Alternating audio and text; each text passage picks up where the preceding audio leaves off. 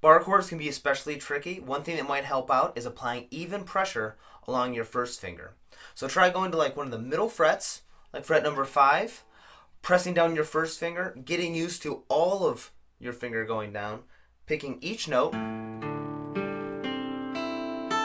making sure you're getting all of them. If you're not getting like the middle little bit, make sure that it's not just your tip that's being pushed down now, or just the bottom of your finger. You want the whole finger. So once we have that going, what we do is we put our second finger on the 3rd string, 1 fret higher than our first finger, my pinky on the 4th string, 2 frets higher, and then my 3rd finger on the 5th string, 2 frets higher. That gives us our major bar chord. To get a minor, all we do is take off our 2nd finger.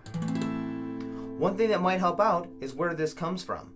So if I were to keep on moving back,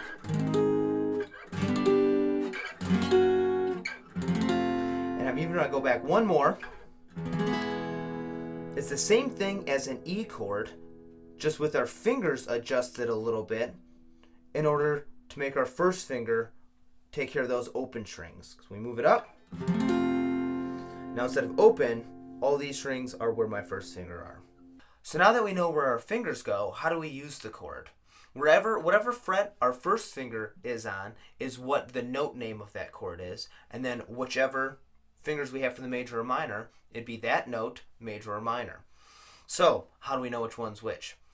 They have dots on the top, so always on the 3rd fret, 5th fret, 7th fret, 9th fret, and 12th fret.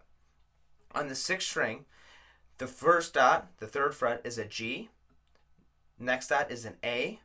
Next is a B, C sharp or D flat, and then E, just like open. So if we put our first finger on the 3rd fret, this would be a G major or a G minor. If we were to go up 2 frets, G major or G minor. I like to use the dots as almost like checkpoints on where the guitar is at. Because if I know where those are, then finding a G sharp isn't very hard, or finding a B flat isn't very hard if I have these little checkpoints amongst the fretboard.